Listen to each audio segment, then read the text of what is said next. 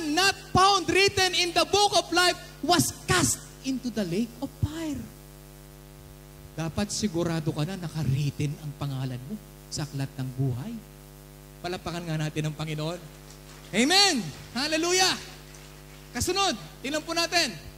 Number 2. Una, ang sabi doon, we must prepare. Amen? Pangalawa, how should we prepare to meet God? Anong gagawin mo para maging prepare ka? Ito na, pagkakataon po ninyo ito. Makinig kayong mabuti, ito ang gagawin natin para maging prepare ka. First, tingnan po natin.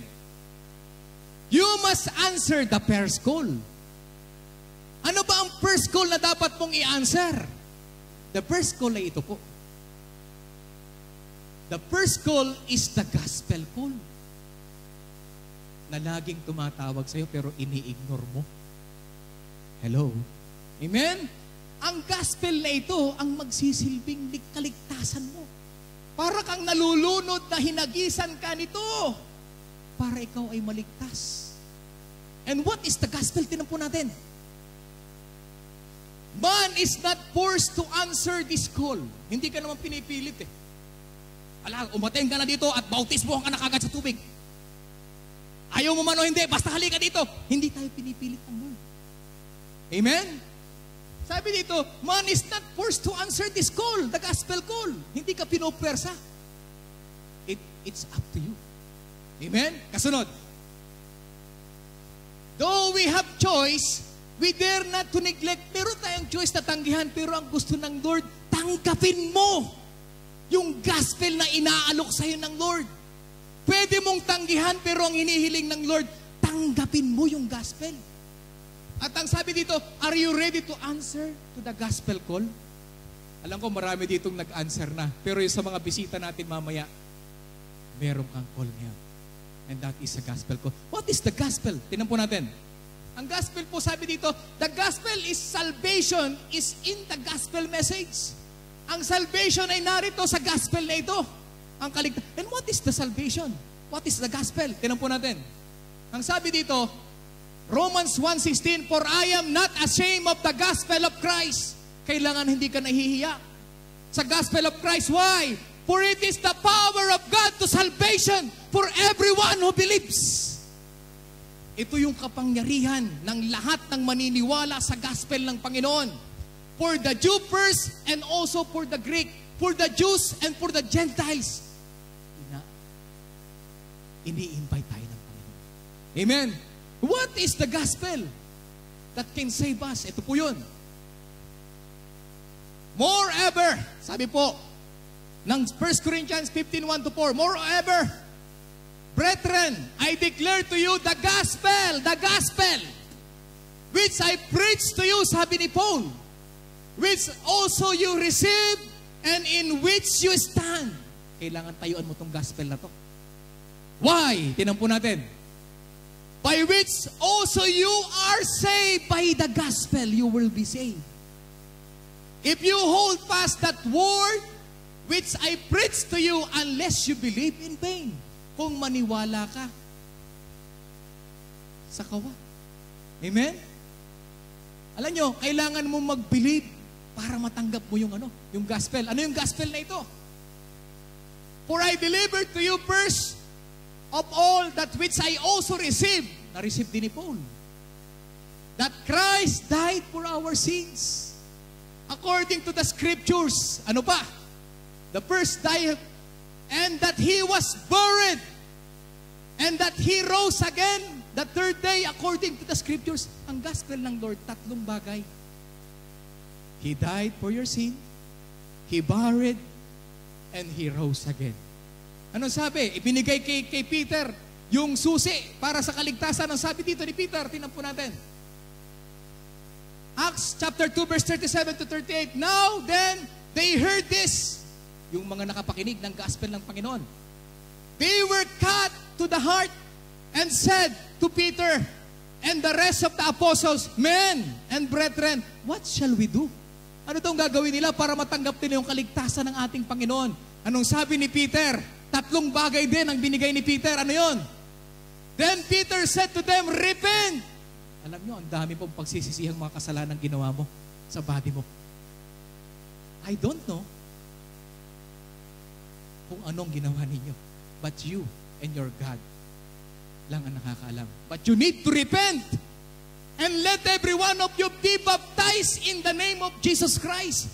Alam nyo, yung ating repentance na ito, pinapatay natin yung kasalanan. At kapag namatay ang kasalanan, hindi po pwedeng hindi ililibing. Mamamaho yun. And that is the baptism in the name of Jesus Christ for the remission of sins, and you shall receive the gift of the Holy Spirit. Kaya pag ahol mo doon sa tubig na yon, tinatawag kang born again. Amen? Yung water pong yun is sumisimbolo sa dugo ni Kristo. Na kapag inilubog ka sa tubig na yun at pag-ahon mo, you will receive the new life that came from the Lord. Palapakan natin ang Panginoon. Yung dating magiinom ka, hindi ka na magiging magiinom ng alak. Ang iinumin mo na soft drinks. Hello? Yung lahat na magiinom, itigil nyo na po yan. Amen? Yung nagiinom ng sadiki, itigil nyo na yan. Why? Lahat yan nahatulan ng Panginoon. Amen? At alam nyo, ang lahat ng born again kailangan ipanganak na muli sa isang bagong buhay na may kabanalan. And alam nyo, itong gospel na ito ay para kang preparation na nag-a-abroad to eh. Amen? Lahat naman tayo siguro nag-abroad at naandito ka na nga. Amen?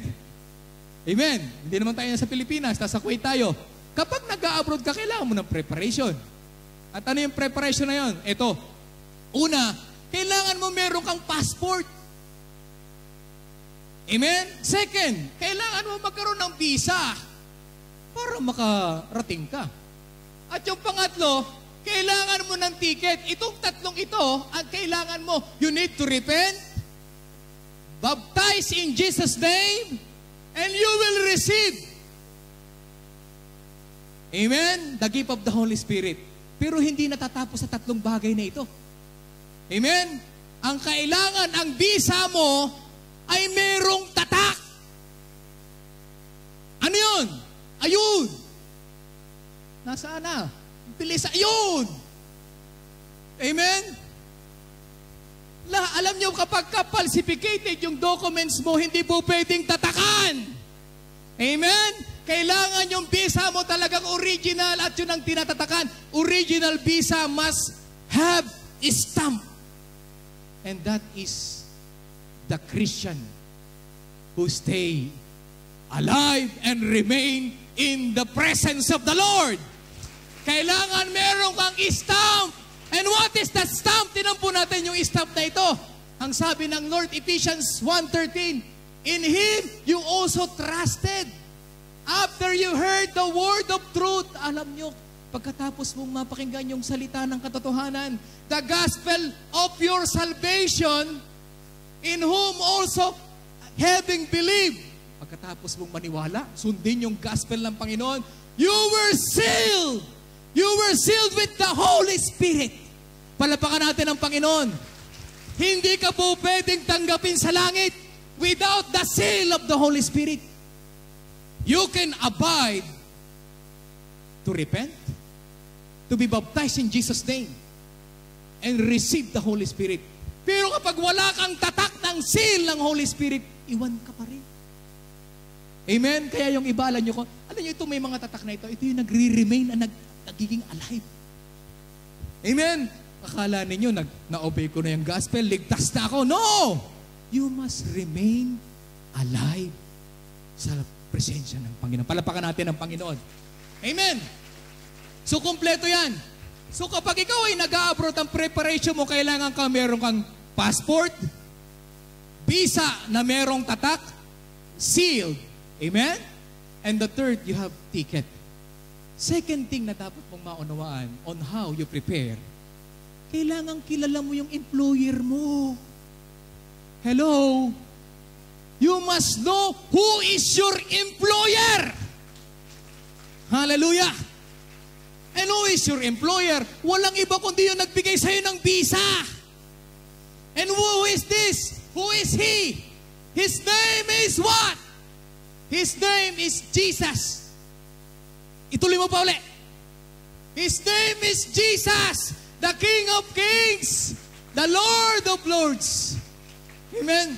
Ibalik natin yung verse. Di ko nabasa. 2 Thessalonians 1:8, inflaming, partaking vengeance on those who do not know God. How you prepare to meet your God? First, you need to know who is He. Sino nagbigay sa'yo ng visa? Si Karapi. Amen? And on those who do not obey the gospel of our Lord Jesus Christ, impyerno daw yung hindi nag-obey sa gospel ng Lord at hindi nakakakilala nung nagbigay ng gospel na ito. Amen? So maliwanag sa atin, you know who is your employer in heaven? His name is, walang iba kundi sino? Ibalik natin. His name is Jesus. Woo! His name is Jesus. He is the King of Kings, Messiah, Savior, Lord, Emmanuel, Anointed One, Prince of Peace, Light of the world, the way, the truth, the life, Sons of God, the Word, the Son of Man, Morning Star, Alpha and Omega. He is the Lord God Almighty. Jesus is His name. Jesus is His name. Hallelujah. Alam niyo po ba, walang ibang gumawa ng bagay na ito kundi siya rin mismo. He is Jesus. Kung meron ka mang passport, kung meron ka mang visa, kung meron ka mang ticket, kailangan kilala mo kung sinong employer mo. And that is Jesus. Ang tanong dito, kilala mo ba si Jesus? Yes, kilala ko, Brother Dennis. Ang tanong, may relasyon ka ba dun sa Jesus na yan? Amen? And yan ang itatanong sa'yo pagdating mo sa langit. Anong sinasabi mo kilala mo ako? Itinatanggi mo nga ako eh. Nung sinabi nga sa'yo, are you born again? Ay, hindi, napadaan lang ako doon. Amen? No, I'm not born again. My brother is born again, but I'm not. Hindi ako born again.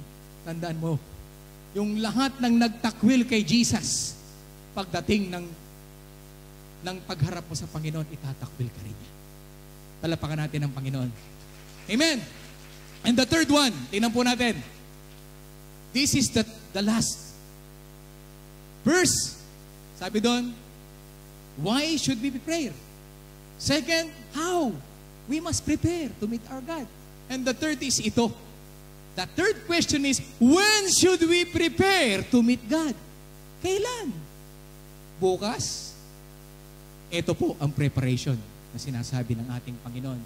Isaiah 1:8, ang sabi ng Panginoon, come now! Come now and let us reason together. Magkaintindihan nga tayo, anak, sabi ng Panginoon. Halika, lumapit ka sa akin, anak. Magkaintindihan tayo. Says the Lord, though your sins are like scarlet, they shall be as white as snow. Kahit pa napakatingkad ng kasalanan mo, papalitan ko ito ng light as snow. Though they are red like crimson, they shall be as wool. Parang parang balahibo ng tupa ang mangyayari sa'yo. Alam niyo po, lahat